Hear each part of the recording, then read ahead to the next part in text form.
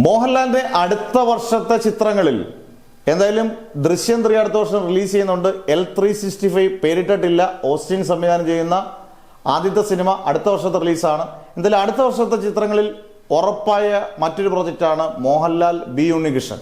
Mohanlal B Unnikrishnan എന്ന് കേൾക്കുമ്പോൾ നമ്മൾ കുറച്ച് പരാജയപ്പെട്ട ചിത്രങ്ങൾ ബി ഉണ്ണികൃഷ്ണൻ ഉണ്ടെങ്കിൽ പോലും ബി ഉണ്ണികൃഷ്ണന്റെ ഏറ്റവും മികച്ച ചിത്രങ്ങളിൽ സംവിധാനം ചെയ്ത ഏറ്റവും മികച്ച ചിത്രങ്ങളിൽ 2 എണ്ണം മോഹൻലാലിന്റെ ആണെന്നുള്ളതാണ് അതിനകത്ത് ഏറ്റവും വലിയ വസ്തുത.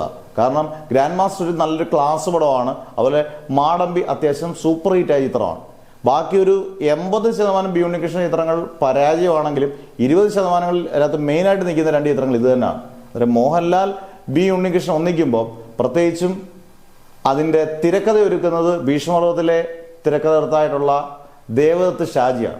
ഇവരെല്ലാം കൂടെ ഒരുമിക്കുമ്പോൾ എന്തായാലും ഒരു നല്ല സിനിമയ്ക്ക് ചാൻസ് വളരെ കൂടുതലാണ്. ടെക്നിക്കൽ ക്രൂ എല്ലാം ഗംഭീരമാണ്. അന്നേരം അടുത്ത വർഷം ബി ഉണ്ണികൃഷ്ണൻ വീണ്ടും തുടർച്ചയായിട്ടുള്ള പരാജയങ്ങൾ മാറ്റി ഹിറ്റിലേക്ക് കയറുമോ എന്നുള്ളത് നമുക്ക് ഉറപ്പായിട്ടും കണ്ടറിയാം.